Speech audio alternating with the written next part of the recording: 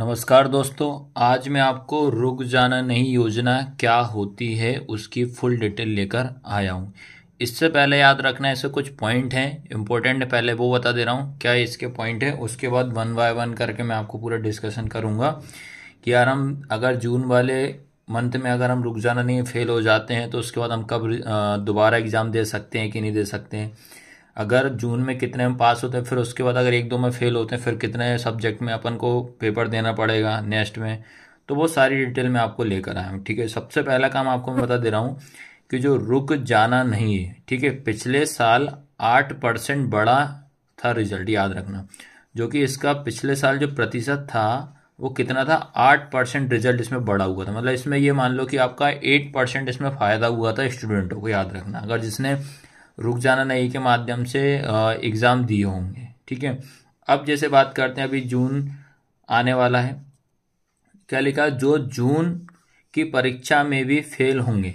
उन्होंने बोला है कि अगर मान लो कि आप जून की परीक्षा में फेल होते हैं, ठीक है, जो जून की परीक्षा में फेल होंगे वे दिसंबर में दे सकेंगे अपना एग्ज़ाम, याद रखना। ठीक है, अगर मान लो आप जून की परीक्षा में फेल होते हैं तो आपको एक और मौका मिलेगा, वो कब मिलेगा, दिसंबर में। लेकिन अब आपको दिमाग में ये चल रहा होगा यार जून में हमने एग्ज़ाम दिए तो लेकिन अब दिसंबर में किन सब्जेक्ट के एग्ज़ाम देना पड़ेगा। ठीक है, फिर उसके बाद ये था कि पिछले साल जो था 1.28 लाख, याद रखना, इतने लाख विद्यार्थियों ने मतलब इसमें आवेदन किया था, याद रखना, कितने, 1.21 लाख विद्यार्थियों ने इसमें आवेदन करा था पिछले साल।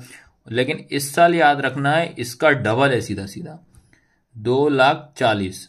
ठीक है, 2,40,000 स्टूडेंट ने क्या करा बेटा, इसमें फॉर्म भरा है इस साल। अब देखते हैं इसका प्रतिशत कितना क्या होगा। और मेनली क्या होता है कि इसमें सबसे ज़्यादा क्या बच्चों को ये दिक्कत जाती है, यार हम पढ़े कैसे, सिलेबस क्या रहेगा हमारा, किस तरीके से हम तैयारी करें। उस कारण से ही बच्चे क्या होते हैं इसमें फेल ज़्यादा, उन्हें सही सिलेबस और सही मार्गदर्शन नहीं मिलता है। तो मैं आपको क्या करता हूँ, वन बाय वन पॉइंट पूरे आपको एक्सप्लेन करूंगा, क्या क्या पढ़ना है, कैसे तरीके से आपको तैयारी करना है। ठीक है, सबसे पहले अपन डिस्कस करते हैं नंबर फर्स्ट पॉइंट जो लेकर आया हूं मैं आपके लिए, क्या है कि रुक जाना नहीं क्या है। अब भाई ये गवर्नमेंट ने इसको बनाई है योजना को, पर ये होती क्या है तो मैं आपको इसमें पूरा एक्सप्लेन कर दे रहा हूँ। ठीक है, जैसे कि आप मान लो आप 10th क्लास में हो, ठीक है, 10th क्लास में आप दो सब्जेक्ट में, याद रखना है, दो सब्जेक्ट में आप यह क्या हो गए, फेल हो गए। तो 10th क्लास में ये सप्लीमेंट्री मानी जाती है, ये अपन क्या कहते हैं भाई, सप्ली होती है। ठीक है, फिर अगर मान लो 12th क्लास की बात करते हैं, 12th क्लास में आप एक सब्जेक्ट में क्या होते हैं, फेल होते हो, तो ये क्या कहलाती है बेटा, ये भी सप्ली कहलाती है। ठीक है, फिर क्या हुआ, गवर्नमेंट ने क्या करा है, ठीक है, इतना आपको समझ में आ गया कि नहीं आया कि भाई सप्लीमेंट्री किसमें मानी जाती है। ठीक है, अब क्या होता है बेटा, अब उसमें रुक जाना नहीं का फिर यहां से रोल स्टार्ट होता है।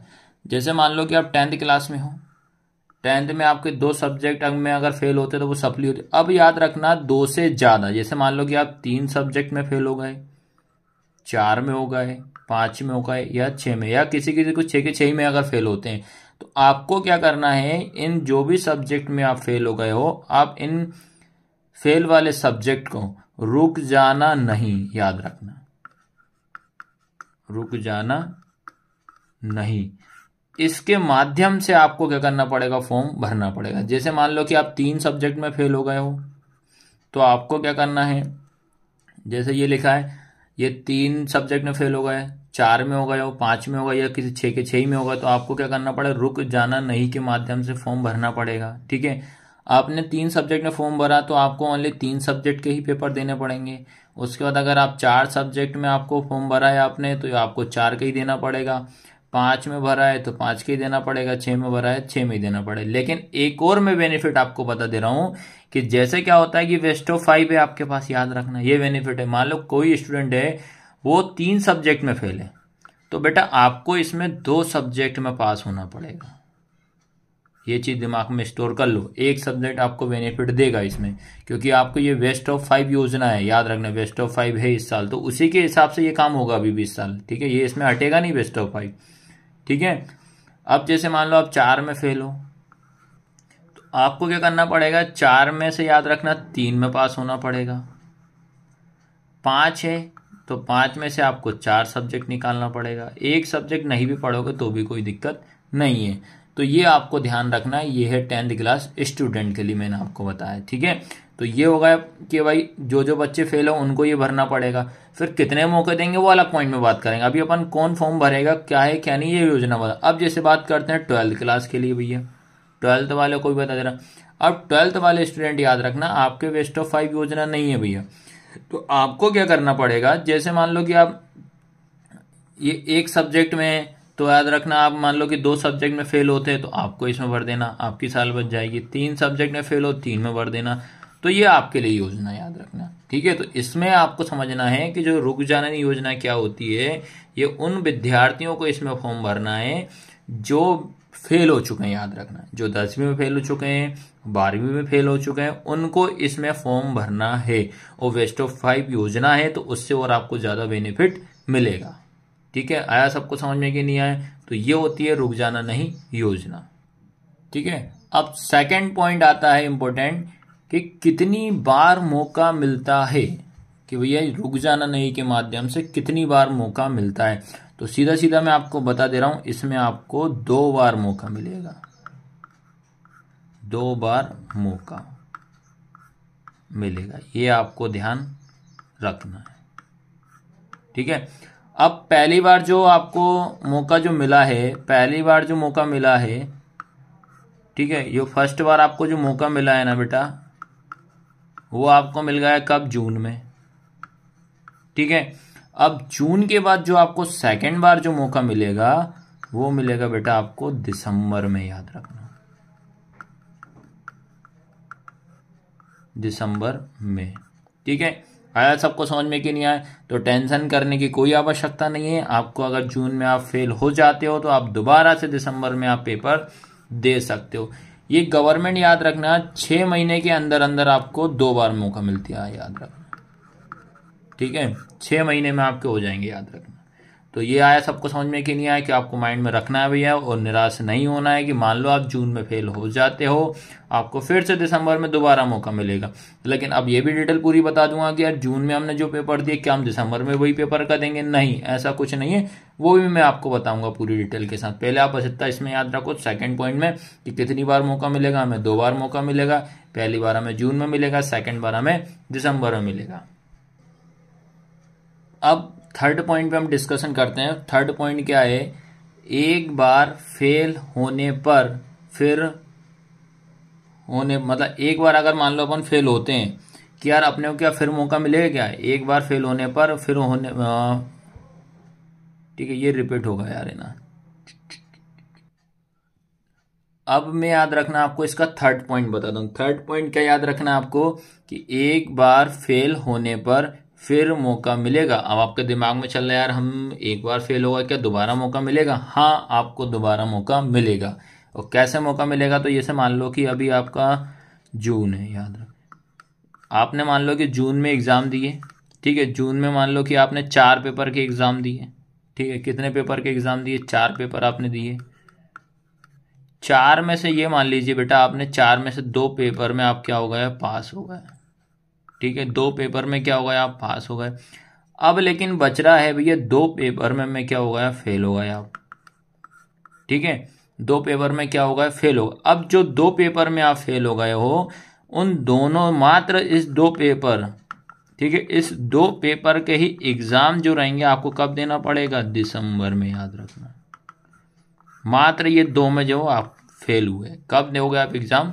दिसंबर में दोगे। ये चीज आपको ध्यान रखना पड़ेगा। ओनली इन 2 जिसमें फेल होगा उन्हीं के आपको एग्जाम देना पड़ेगा।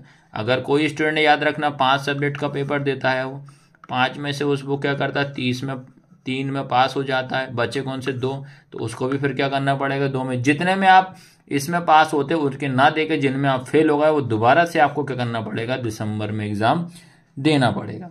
ये चीज आपको ध्यान रखना है, ठीक है। अब इसका लास्ट पॉइंट आपको बता दे रहा हूं भैया, कैसे पढ़ाई करें।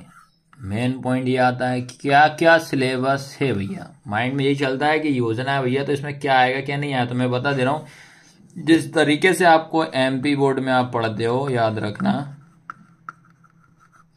सेम उसी तरीके से आपके इनके पेपर होते हैं, कोई बदलाव नहीं होता है सिलेबस में, ठीक है। तो आपको मैं एक सबसे सरल सजेशन यही देता हूँ, सबसे पहला काम तो आप ये करिए कि जो आपके एमपी बोर्ड में जो आपने पेपर दिए होंगे सभी पेपर आप पहले सॉल्व कर लो, सबसे पहला काम। चाहे आप 10th क्लास के स्टूडेंट हो, चाहे आप 12th क्लास के, सबसे पहला काम तो आपने जो एमपी बोर्ड में आपने जो पेपर दिए होंगे उन पेपर को, जो सब्जेक्ट में आप फेल हो उन पेपर को आप पहले अच्छे से सॉल्व कर लो, पहला काम तो ये रहेगा।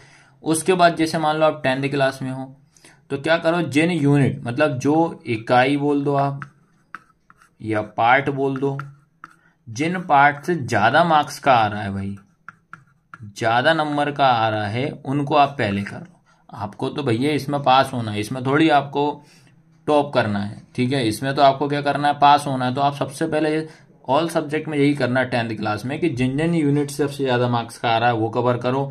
और किन किन चैप्टर से आपके मान लो कि ऑब्जेक्टिव आ रहा है, ठीक है, ऑब्जेक्टिव हो गया, फिल इन द ब्लैंक्स हो गया, तो ये कवर कर लो आप, ठीक है। तो ये आपको ध्यान रखना, सिलेबस में कोई ज़्यादा बदलाव नहीं है। सेम 12th क्लास में भी हो तो आप भी 12th वाले को भी यही सजेशन देंगे, जिस तरीके से 10th वाले को बता रहा हूँ मैं वैसे 12th वाले भी करो। 12th वाले भी क्या करो, आप सबसे ज़्यादा जो यूनिट आपकी हैं, या पहला नंबर तो पेपर आप भी करो 12th वाला ही पहले। आपका जो एमपी बोर्ड ने आपका जो पेपर दिया होगा जिसमें आप फेल होगा, उस पेपर को अच्छे से पहले पढ़ो, पूरा पेपर पढ़ने को उसमें देखो किस यूनिट से कितने मार्क्स का आ रहा है वो पहले अच्छे से कवर करो। तो ये आपको ध्यान रखना है, ठीक है। किस यूनिट से ज़्यादा मार्क्स आ रहा है, फिल इन द ब्लैंक्स अच्छे से देख लीजिए, ठीक है। और अगर मान लो कि आपको कुछ तैयारी करना है और इसमें याद रखना है, हम इंपॉर्टेंट क्वेश्चन हमने दे दिए हैं, याद रखना। आप प्लेलिस्ट में जाना, रुक जाना नहीं, हेडिंग कक्षा 10वीं और 12वीं लिखी है, वो आप क्लिक करोगे तो वैसे आपकी वीडियो सारी आ जाएंगे। 10th क्लास की अलग है, 12th क्लास की अलग है। इसके बाद भी अगर आपको कुछ डाउट लगता है तो याद रखना, आप इसी वीडियो में, या रुक जाना नहीं कि कोई सी वीडियो होती है उसमें आप देखते हो तो उसमें आप कमेंट बॉक्स में लिख दो कि भैया हमें मैथ्स की तैयारी करा दो, हमें साइंस का एमपी बता दो, हमें डायग्राम बता दो, तो मैं आपको पूरा का पूरा बता दूंगा। और अगर आप पहली बार हमारे चैनल पे आए हो तो भैया सब्सक्राइब जरूर करना, ये चीज़ आपको ध्यान रखना। आप जब सब्सक्राइब करोगे तभी भैया हमें फ़ायदा होगा, तब तो हम आपका फ़ायदा करेंगे, ये चीज़ ध्यान रखना।